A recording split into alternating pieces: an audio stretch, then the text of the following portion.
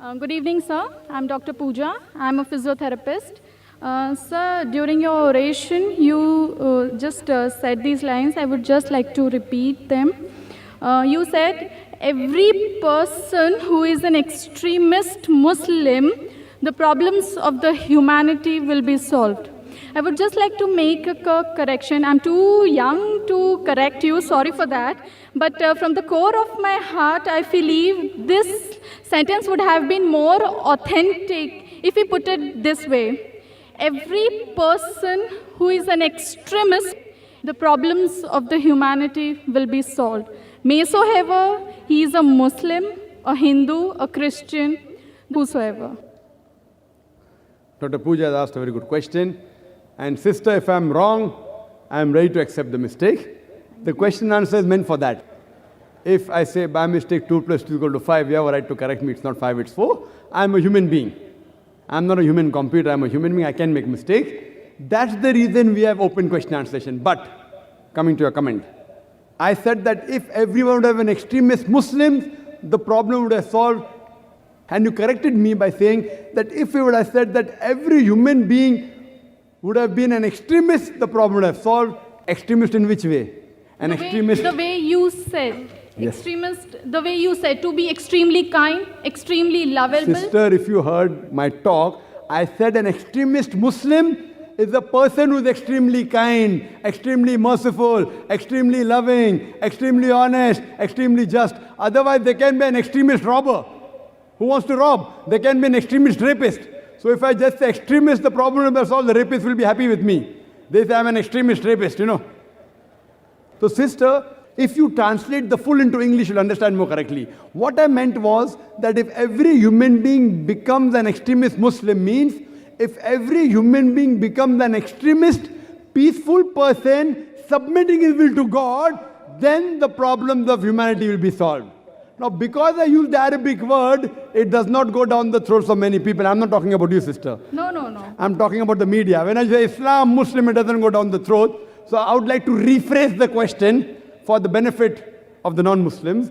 If every human being becomes an extremely peaceful person, submitting his will to Almighty God, the problems of humanity will be solved. Maysoever he is Muslim, Hindu, or Christian.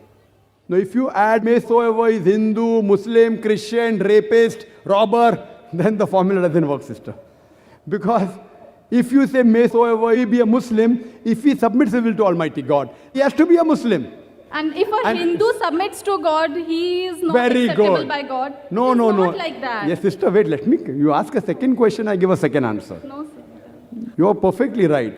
What is the definition of the word Hindu, sister? Hindu is a geographical definition, meaning those people living in the land of India. In that definition, I'm a Hindu, sister. I'm a Hindu Muslim by geographical definition.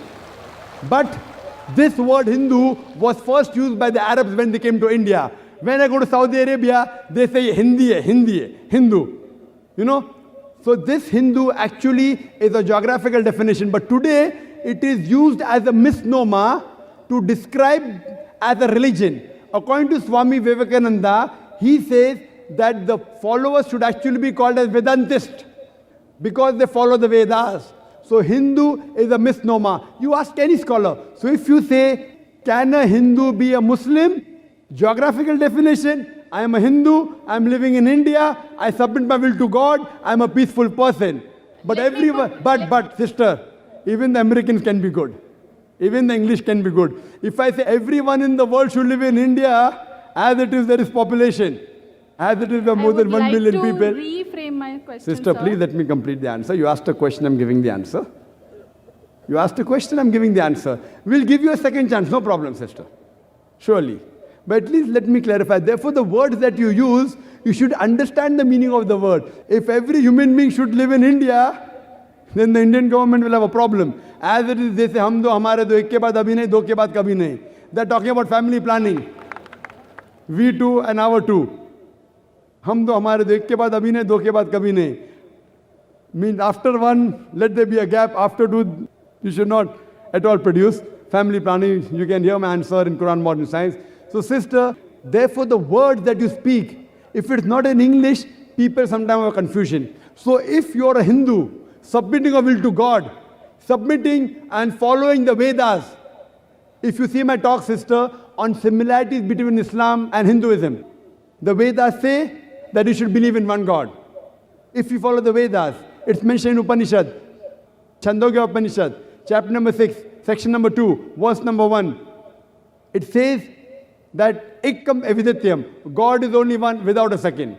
It's mentioned in the Veda, Yajurveda, chapter number 32, verse number 3, Na tasya pratimasti. Of that God, there is no pratima. Pratima means image, statue, sculpture, photograph. Of that Almighty God, according to Veda, there are no images, there are no photographs, there are no sculptures, there are no statues. If you are such a Hindu, it's mentioned in the Veda of another messenger to come, the final messenger, whose name is Prophet Muhammad, peace be upon him. He is prophesied in the Kalki Avatar, chapter number 2, verse number 5, verse number 7, verse number 9, verse number 11, verse number 15, that this Kalki Avatar, he will be born in the city of peace, that is Makkah. His father's name shall be Vishnu, Yas, servant of God, translated Abdullah, which was the name of the Prophet Muhammad Sallallahu Alaihi Wasallam's father. His mother's name shall be Sumati, means peaceful, serenity. In Arabic, it's Amina, which was the name of Prophet Muhammad Sallallahu Alaihi Wasallam's mother.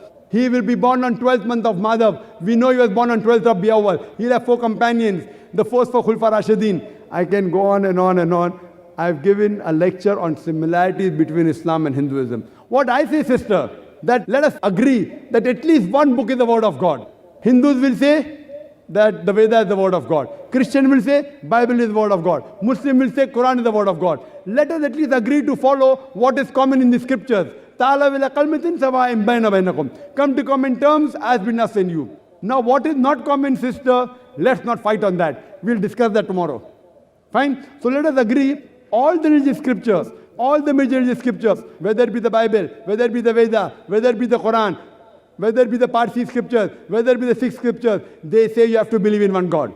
Most of the major religions, they prophesy the coming of the last and final messenger. It's mentioned even in the Bible, in Deuteronomy, chapter number 18, verse number 18. Book of Deuteronomy, chapter number 18, verse number 19. In the book of Isaiah, chapter number 29, verse number 12. It's prophesied in the Song of Solomon, chapter number 5, verse number 16. In the New Testament, Gospel of John, chapter number 14, verse number 16. In the Gospel of John, chapter number 15, verse number 26. In the Gospel of John, chapter number 16, verse number 7. In the Gospel of John, chapter number 16, verse number 12, 14. Jesus Christ, peace be upon him, says, I have many things to say unto you, but ye cannot bear them now. For he, when the Spirit of truth shall come, he shall guide you into all truth. He shall not speak of himself. All that he hears shall he speak. So what we come to know from all these major scriptures, that you have to believe in one God, who has got no images, who has got no idols. You have to believe in the last and final messenger. So let us agree, sister. Let's not fight on the differences. Let's agree to follow what is common in the Hindu scriptures, in the Parsi scriptures, in the Christian scriptures. They are talking Hindu, Muslim. I'm talking about Parsiism. I'm talking about Islam. Let us agree to follow what's common. And inshallah, all the human beings who believe in God, they'll have to agree there's one God who has got no images, who has got no statues, and have to believe that one last and final messenger has to come, whose name is Prophet Muhammad, peace be upon him. Then we will have every human being should be an extremely peaceful person, submitting his will to Almighty God. Then the problems of humanity will be solved. Hope that answers the question, sister. Yeah, thank you, sir.